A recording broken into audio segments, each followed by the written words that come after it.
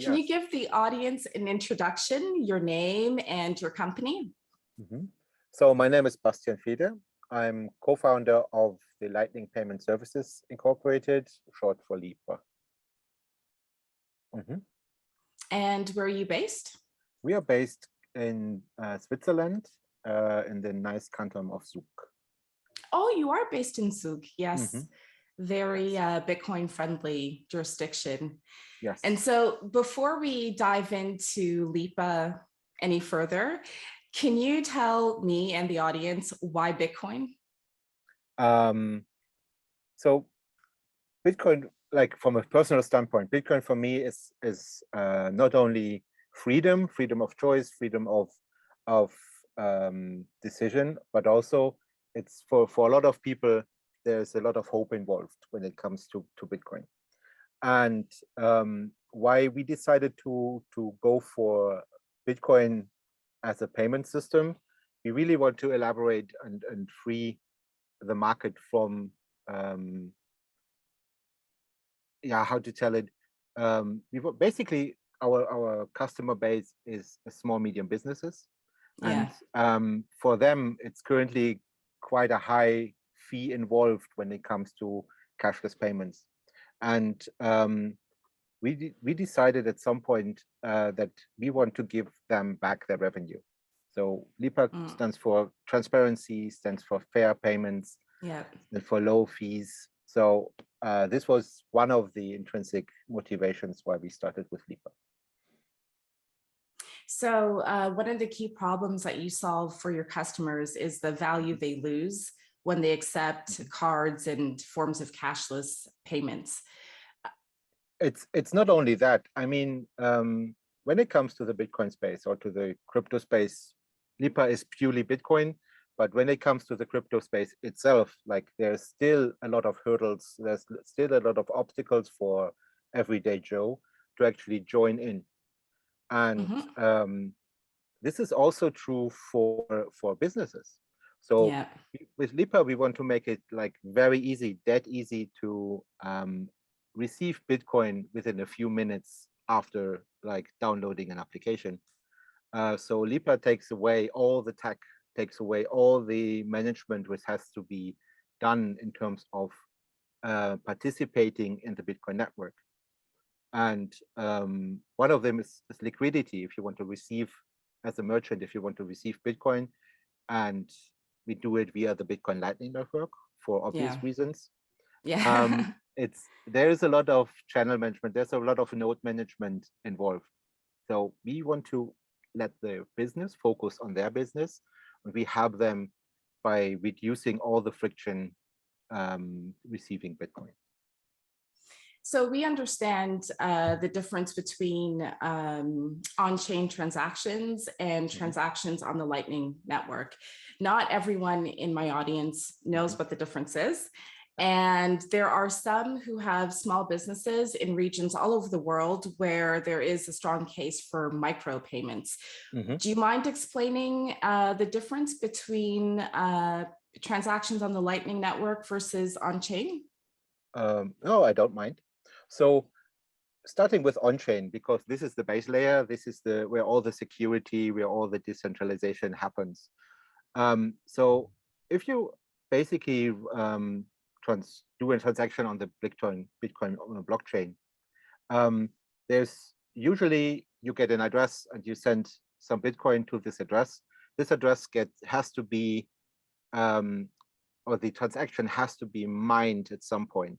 Mining or minting is at this point where you've heard about this mining operations, this highly technical and very strong computers, which basically do a calculation and finding a block once in a while. Bitcoin times it that it's roughly every 10 minutes will be found one of those blocks. So now, if you want to make a Bitcoin on-chain transaction, based on how many fees you pay and how fast the next block is mined, it can take up to 10 minutes or even longer until your transaction will be actually verified on the blockchain. So when it now comes to micropayments, and I don't know, there is a study that the average Joe wants to wait about 5 seconds until a transaction is done. And now. yes, it has to be like instant. And, Yeah. because we don't want to wait like 10 minutes or 20 minutes until we get our coffee because the coffee is cold then, or we already drank it and wait for 10 minutes until we can, the merchant actually says, okay, now you can go, it's paid. This was actually why some years ago the Lightning Network was put into place. The Lightning Network basically uses all the security of the Bitcoin on blockchain of the base layer and basically puts a level on top. Think about it as PayPal. Think about it as there's a service in Switzerland. It's called Twint. So you basically pay by scanning a QR code, which is quite similar as the Lightning Network, but only fiat. So the Lightning Network, coming back to it, is basically a peer-to-peer payment channel. It's called network for a reason, because you can, even if you don't have a channel to a person you want some Bitcoin to, there's the possibility for channel hopping. So if we follow like the idea that every person, that one like me or you will know every other person on this world through at maximum 3 hops. There is the network. Lightning does this basically the same. So if you pay an invoice over the Lightning Network, there is a rough, like the average is about 8 seconds, which the transaction will need to be received and settled with the destination. So this is basically the difference between the Bitcoin on-chain payments and Lightning payments. Time and cost, and it's highly effective. I think when we had our initial call just to, touch base and get to know each other, I told you that I finally traveled to El Salvador, and I finally, it was so amazing. It was really, for me, like a wonderful, eye-opening experience. But like I have a few different Lightning wallets, and to practice, I would just send myself transactions and play. I've got a Lightning node as well. Unfortunately, I don't have that much time to play with it, but it felt really good to be able to pay merchants on the Lightning Network with Satoshis. It just, it just made all of this theoretical, sort of playful aspect of Lightning that I'd only read and practiced with myself. Yes, very good. Very real. It was nice to participate in a real life application. So you mentioned your customers are small to mid-sized businesses. Yes, for now. For now, it's because you're still in beta, right? Yes, we just finished up our MVP and basically proved that the market acceptance. So Lipa was basically founded on the 21st of December in 21. So remember the numbers. But we start destiny. Yes, no, we actually were opting for it, if you want to see it like this. But we started in February last year, in February in 21, with the basic idea, like, okay, what do we do? And we decided, okay, there is a hand egg problem. So there are merchants who really want to receive Bitcoin as a payment for different reasons. Some of them are also already fall into the rabbit hole and really want to see how this works, like you did in El Salvador, like, okay, I want to play around with it. And others really see like a hedge to inflation. Others have, like, there are multiple reasons why people really want to receive Bitcoin as a payment. But from research, we found out, they said, like, okay, we really want to receive Bitcoin as a payment, but there's no one paying with it. Everybody is hodling, and I'm speaking for Switzerland. Everyone is hodling, and there's not really like the need or the ask for it. And then we went to the public and said, like, okay, what would have to be happening that you really want to pay with your hodled Satoshis, with your what is the hurdle? And they said, there's no one we can pay with. So we said, okay, thank you for that. So now we try to resolve like this hand egg problem.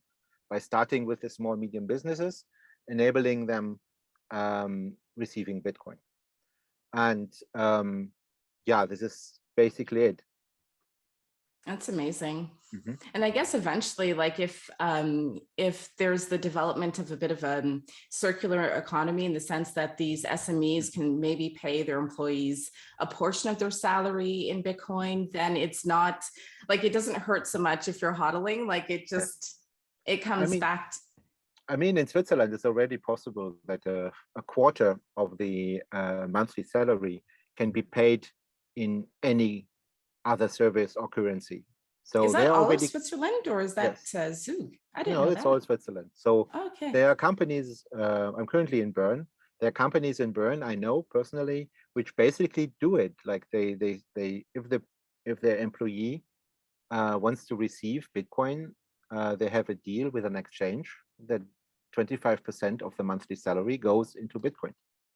So they're already like those easy on-ramps, I would rather name it like this, for the public.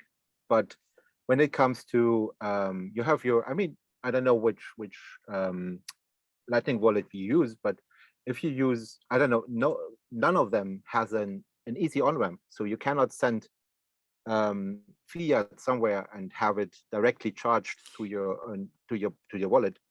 Yeah. There is the combination of Blue Wallet and Pocket. You can Pocket Bitcoin is basically a service where you can send fiat and they do the exchange and send it back to a signed Bitcoin address. So with Blue Wallet, you actually can sign a Bitcoin address, and so you can tell Pocket Bitcoin, you can tell them this address, send some fiat there, they will directly exchange it and send it to the on-chain address on your Blue Wallet. So that's kind of a more easy on-ramp. Yeah. But still, you have it on the Blue Wallet then. Then with Blue Wallet, you have to have like, you have to do a little trick, then you can get the on-chain funds to your Lightning wallet, and then you can pay with Lightning. This works, but it's still, I don't know, it took me, and I'm rather technical, took me like a day to figure out how this works. And yeah, it's true that it's not easy. I think what I'd done, because I have a few different wallets. Like initially I tested, obviously, the Bitcoin ATM where I got a paper wallet. I had bought those Bitcoin cards as well, just to test it. Obviously, I've used a few different exchanges. I DCA with an exchange here in Switzerland. And so I had already established a Blockstream Green wallet. And I downloaded the Moon wallet for the trip to El Salvador. So I just transferred some Satoshis from Green to the Moon wallet. I think that's what I did. And it wasn't, but it's true that it wasn't like a one-day thing, because I'm like constantly practicing and trying things out just to see how they work. I can imagine for a merchant who wants to get up and running, it could be, they face a lot of pain points. Also the public, that you took the advantage and the time really to take a look at the system, really want to learn about it, but you're not the everyday Joe. So a normal person, what I'm experiencing also in my with my friends, they want to have a wallet where they can send fiat and then have a direct funding of their wallet in Satoshi. They do not want to wait like a day or two that it arrived at an exchange, and then they have to KYC into the exchange, and then they have to do the exchange, which is sometimes quite expensive, and then they have to send it back, and then they are afraid that the Bitcoin address doesn't work, and so on and so on and so on. So this is already this is still like a big hurdle which is still unsolved at the moment. So I mean, for getting into like a circular economy, also named Bitcoin hyperinization or the hyper Bitcoinization, we really need to tackle those hurdles. Like we have to have the on-ramp has to be very easy. The same is for the merchants. We are opting for a non-custodial version of a wallet. That means that the merchant has full control over the private keys. So in case for some reason, we will never hope that this happens, but Lipa would disappear, they would still have their seeds, they would Exactly. still have their channel backup, everything they need to restore their funds on an Electrum or whatever wallet which is suitable for this. Also, if they decide, I do want to opt out. I do not want to talk to Lipa. I want to just go, and they can. Oh, that's amazing. So we never want to be in the position that we stop someone from going their way.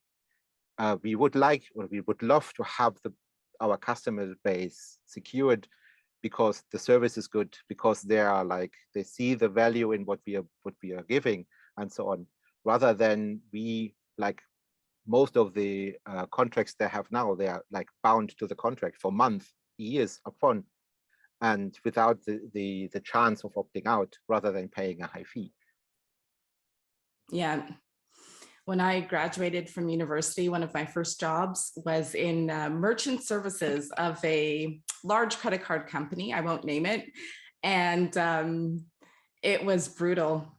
It was absolutely brutal. This was in Toronto, and we serviced merchants based in Quebec. And every single call was just, your fees are too high, your fees are too high, your fees are too high. And we practiced the value proposition to say, well, the customers love this card. And so if you refuse to accept the card, then you could be pushing away potential customers. And every time I repeated that exactly, I felt like I could taste like a little bit of vomit in my mouth, because I thought there must be a different way than this sort of legacy, sort of controlling approach to working with people. Yes, no, this is what I really love about this monetary system which is approaching. Like, people have the self-sovereignty that they can actually leave, and they can opt in, they can opt out. Nobody is like there to ask them for, okay, now you have to give me some legislation that you really accounted, that you can be accounted for, or you don't have to prove yourself for somewhere. No, if you have like $5, you can opt in, you're done. Yeah. And this is quite cool.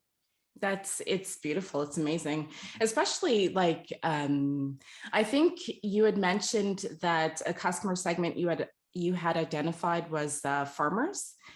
And if you consider going to the market any day of the week, for me, it's on Sunday, and buying like fruits and vegetables, the transactions aren't always that high. And if there are fees attached to these small transactions, then at some point it may not be worth it for the merchants to accept, digital payments, unless. Yes, that's true.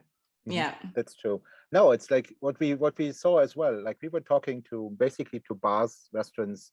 The farmers just approached us, and they come up with the idea of themselves. But we found out, like, if there are micropayments, also with credit cards. So I don't know, if you buy a pint of beer in Zurich, it's currently like nine francs. With the 9 francs, they usually pay like, I don't know, 5 francs for the beer to the brewery, and then they pay like 2 or 3% from the 9 francs as a fee to the credit card company. So the revenue goes roughly down 30% by paying the 2% on the top. So what we really want to achieve with Lipa as well is like taking just 0.98% to give them back the revenue. So, which is like a good thing from our perspective as well. Yeah, exactly. So I know, well, especially now, I would say that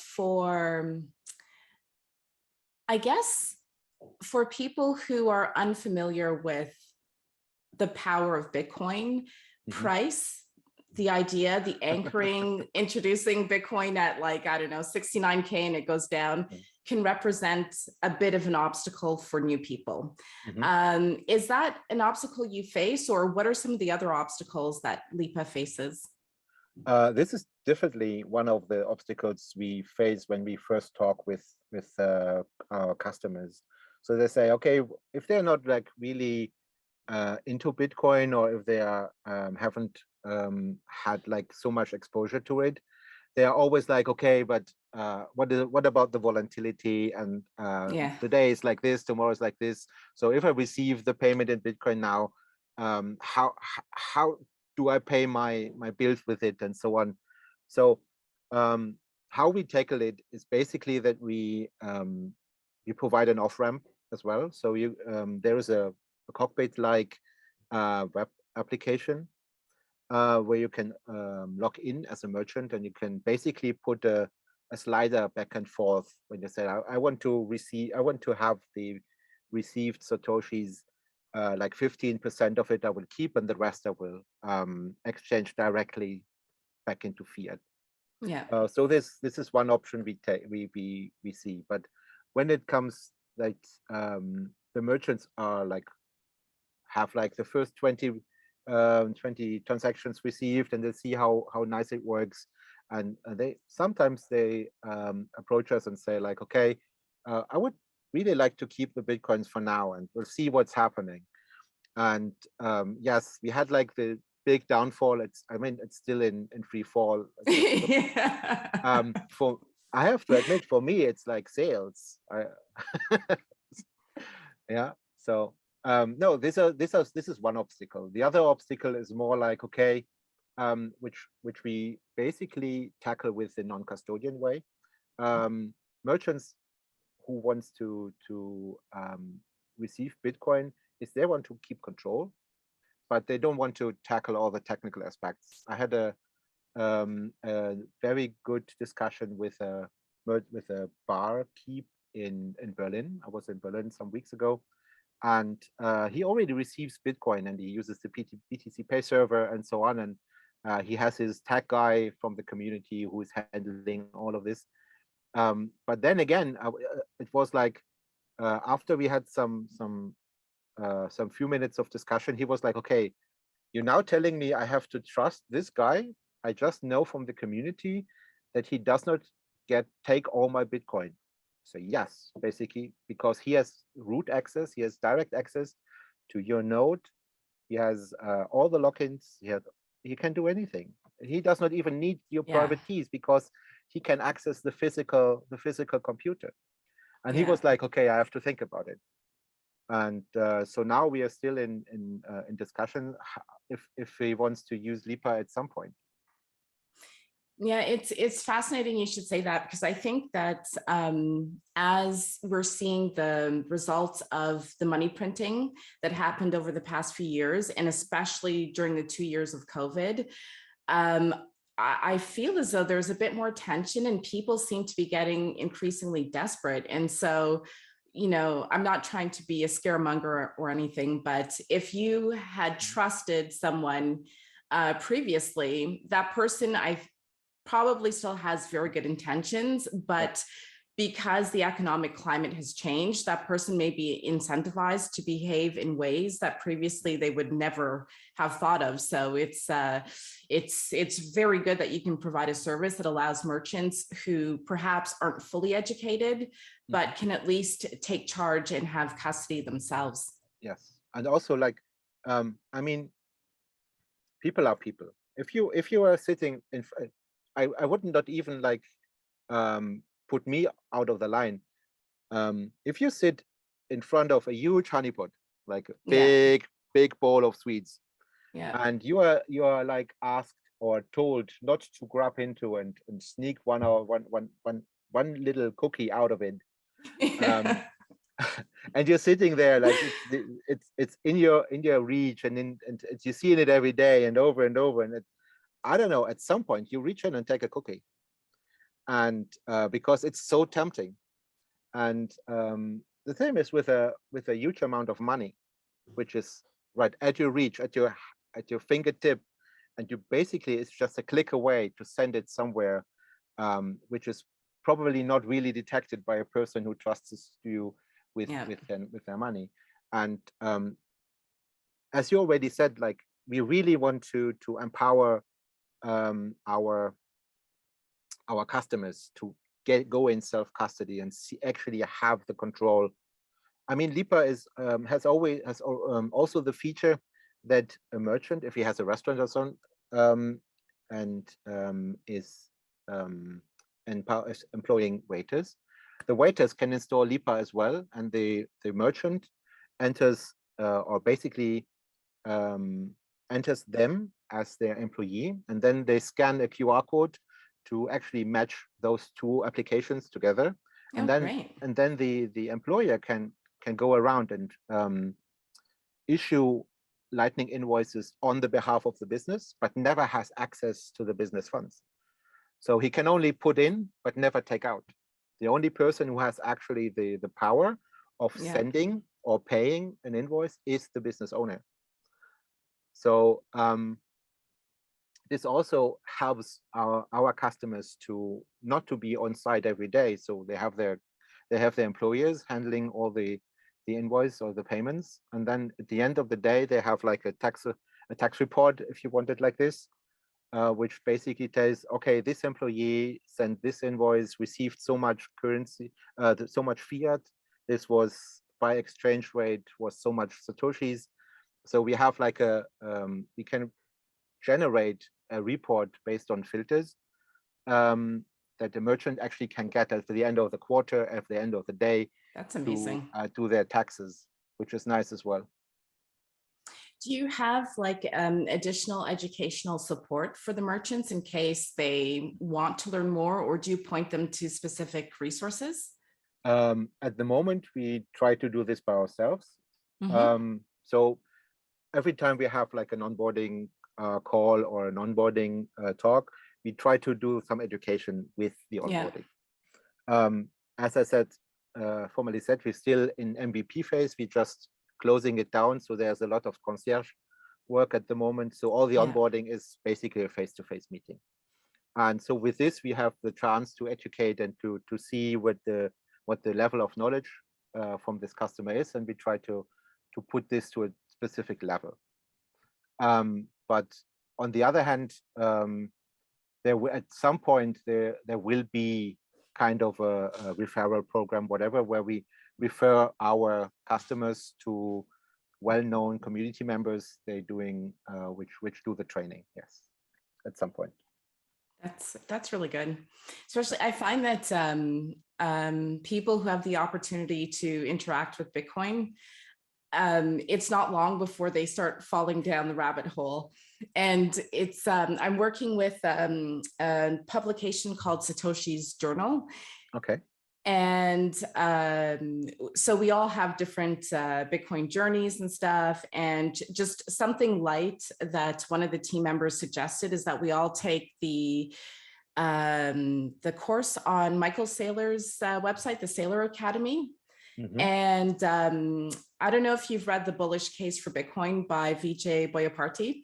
And he references India in some of the examples. And I'm reading this thinking like, this is such an amazing thing where no matter who you are, when you start learning about this, you discover how in your own country, the government or the state or companies really control you. Like it's such a revelation. And for merchants who are very keen on cash flows, on business, on taxes and stuff, I can only imagine that once they start dealing with this, they're like, wait a minute, the light bulbs just go off. I need to learn more.